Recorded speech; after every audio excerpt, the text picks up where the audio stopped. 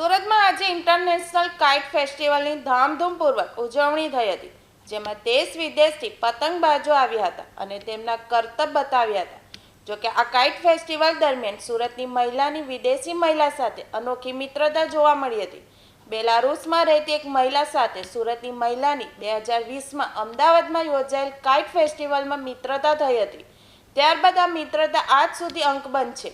વિદેશી મહિલા દર વર્ષે કાઇટ ફેસ્ટિવલ દરમિયાન ઇન્ડિયા આવે છે અને ત્યારે સુરતનો આ પરિવાર દર વર્ષે તેમને મળવા અચૂક આવે છે અને બંને એકબીજાને કંઈક ને કંઈક યાદગીરી રૂપે ગિફ્ટ આપીને એકબીજાને ગળે લગાવી તેમનો પ્રેમ દર્શાવે છે. ત્યારે ચેનલ સુરતે આ પરિવાર સાથે તેમજ બેલારુસની મહિલા સાથે વિશેષ વાત કરી હતી. તેની સાથે અહીં આવીએ છીએ અને તેમને મળીએ છીએ. અમને ખૂબ હર્ષનો આનંદ થાય છે અને તે લોકો અમારી સાથે પણ સારી રીતે સુરતની અંદર રહે છે અને પછી ટાઈમ થાય તે જતા રહે છે અને અમે પણ અમારા કામ પર જતા રહીએ છીએ.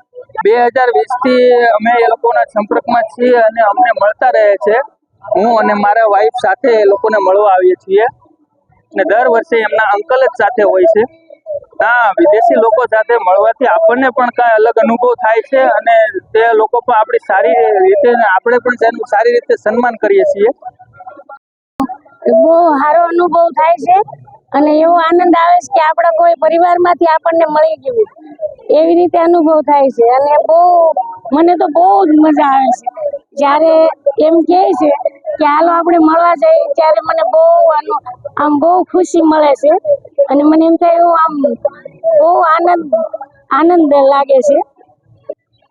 Today I very happy to see my friend Lenka.